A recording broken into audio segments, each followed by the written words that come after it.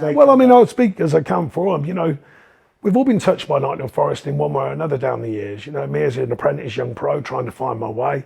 Billy came on loan here. Tony, similar. Tony was in non-league and then got bought out of non-league at Leicester United. Did make an appearance, scored a goal, and unfortunately with injuries and his career stopped short.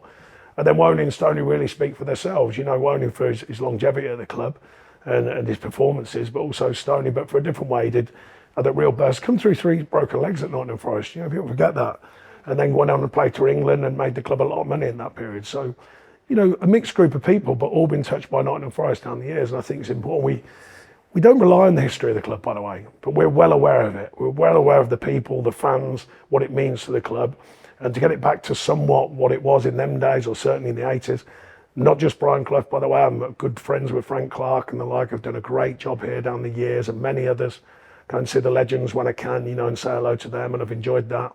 So I've always had links here, and the lads have too. But we're not relying on that, by the way. But I think it's nice for us to get back here on a completely different animal that it is now, and have a chance to play our little part in the fabric of the club, in the history of the club. And certainly there's no managers bigger than this club, or certainly not bigger than Brian Clough was, that's for sure.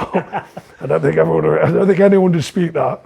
But certainly, you know, to have our chance to do well by the club, and hopefully we're remembered for doing well by the club as well.